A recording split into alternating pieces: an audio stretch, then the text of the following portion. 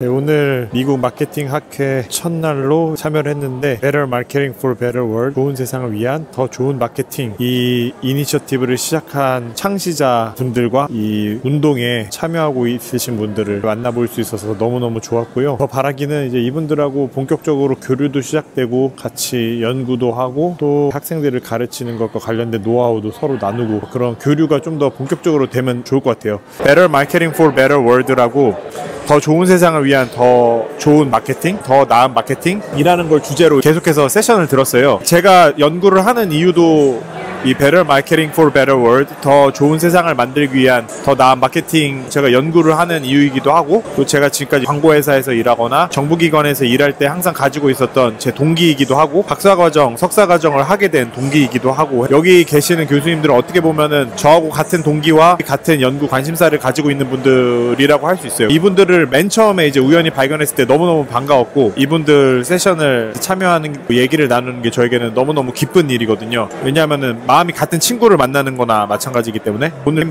BW 이제 Better Marketing for Better, 좋은 세상을 위한 더 좋은 마케팅 창시하신 크리스티 무어맨 교수님도 직접 만나서 얘기도 나누고, 또 이 이니셔티브에 속해 있는 마케팅 학자들하고 얘기도 나누고, 이분들이 어떤 주제를 가지고 연구하는지 그리고 어떻게 학생들을 교육하는지에 대해 가지고 좋은 대화를 나눴어요. 너무너무 저에게는 좋은 시간이었습니다. When I envisioned this initiative within the Journal of Marketing, it was product AMA Winter Conference. One of the themes was something like that was the theme? Okay, that was the theme. But to be honest, and those of you that have been around, and I'm looking around the field, you know that you've been here thinking about all of these problems for a long time. What we tried to do was just put a shoulder to the effort, bring more attention, and I think as you'll try to make it more center stage, because I think the problem often is that the things that are most important seem like they're important to just a few people. What we want to do is get the whole field, get all of those imaginations fired up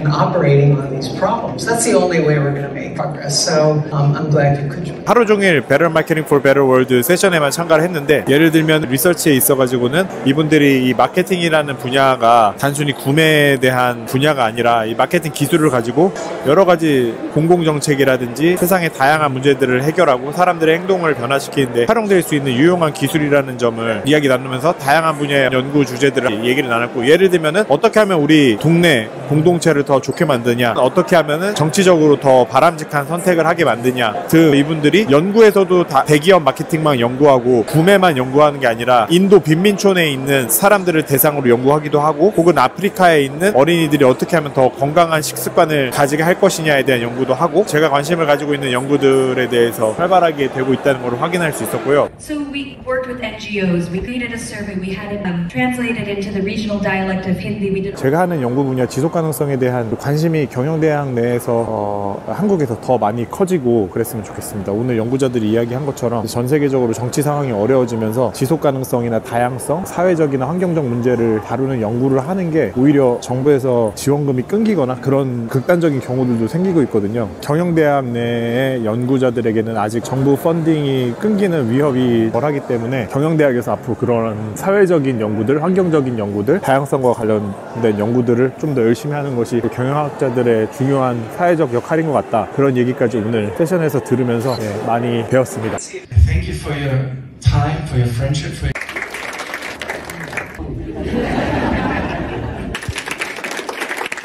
교육에 관련된 세션이 진짜 재밌었는데, 그 좋은 사례로 런던 비즈니스 스쿨에서 MBA 프로그램을 운영하는데, 이 교수님은 컨설팅 회사에서 고액 연봉을 받는 이분들과 함께 남아공의 빈민촌을 방문한대요. 남아공의 지역사회에 있는 소상공인들의 문제를 해결하는 컨설팅 프로젝트를 일주일 동안 운영한다고 하시더라고요. 그걸 통해 가지고 이 MBA 학생들이 나의 이 컨설팅 능력을 통해서 얼마나 사람들의 삶을 바꿀 수 있는지 큰 보람을 느낄 수 있고, 또 컨설팅이나 비즈니스, 마케팅 같은 게 큰 기업만을 위한 게 아니라 마이크로 엔터프라이즈, 소상공인들, 소기업들, 이런 사람들의 삶을 바꿀 수 있는 거구나, 비즈니스에 정말 큰 임팩트를 낼 수 있구나 하는 거를 배운다고 하고요. 첫 번째 단계로 이 MBA 학생들, 컨설턴트들, 고액 연봉자들과 함께 맨 처음에 방문하는 게 그 남아공에 있는 아파르테이트 박물관을 맨 처음에 방문한다고 해요. 이 학생들에게 감정적으로 또 인지적으로 큰 변화를 가져오게 되는데, 예를 들면 아파르테이트라는 대량 인종 학살, 인종차별 뭐 이런 부정의한 사회 현상의 뒤에 기업이나 비즈니스가 얼마나 깊이 관여돼 있었는지를 학생들이 배움으로써 정말 충격을 받는데요. 아, 내가 성공한 비즈니스맨이 되는 게 이 사회에 기여할 수도 있겠지만 이런 인종차별, 혐오 혹은 차별과 배제에 얼마나 많이 사실은 흑인 노예제도도 그렇고 아파르테이드도 그렇고 노예 문제도 그렇고 사회적 차별, 인종차별,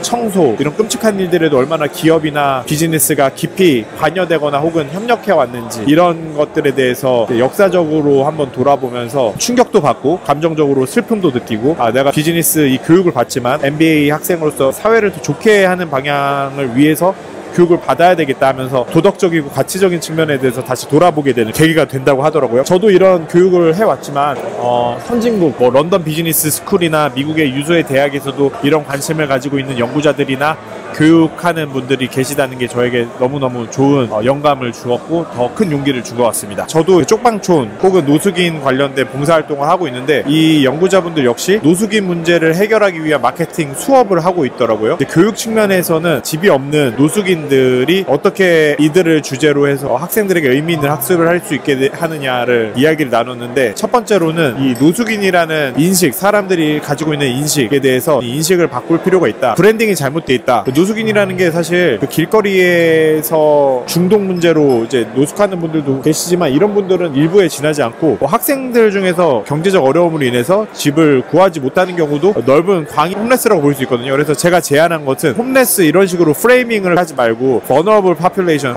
경제적으로 취약한 인구 집단이라고 얘기하면 너도 그렇고 나도 그렇고 우리가 언제든지 부동산 계약만 잘못해도 다 순식간에 취약한 계층이 될 수 있잖아요. 그런 식으로 프레이밍도 바꿔야 하고 브랜딩도 바꿔야 된다. 노숙인 분들이나 취약계층에 대해서 이 사람들이 어떤 사람들인지 어떤 특성을 가지고 있는지 어떤 문제를 가지고 있는지 우리가 고객 분석을 하듯이 분석을 해서 제대로 이해할 필요가 있다는 점, 그리고 마케팅 수업을 통해 이 사람들의 문제, 이 사람들이 가지고 있는 니즈가 어떤 건지 마치 고객 분석을 하듯이 이분들에게 어떤 니즈가 있는지를 분석하는 측면도 할 수 있다는 점, 그리고 궁극적으로는 이분들의 문제를 해결하기 위해서 취약계층 대상으로 다양한 사업을 하고 있는 NGO하고 협력을 해가지고 이분들을 컨설팅하면서 다양한 프로젝트를 할 수 있다는 점. 예를 들면은 어떻게 하면은 취약계층과 관련된 시민들의 관심을 더 독려할 수 있을까, 어떻게 하면 취약계층과 관련된 사람들의 인지도를 개선할 수 있을까, 혹은 인식을 바꿀 수 있을까. 한 통계 결과에 의하면 부유한 사람일수록 이 취약계층에 대해서 더 부정적인 인식을 갖고 있다고 해요. 예를 들어서 내가 부자면은 취약계층에 대해서 불쌍한 마음을 가지기보다는 오히려 저 사람들 게을러서 그래 이런 식으로 편견을 가지고 있는 경향이 더 강하다고 하더라고요. 그거와 관련돼서 인식 변화 캠페인을 할 수도 있고 광고 캠페인을 만들 수도 있겠죠.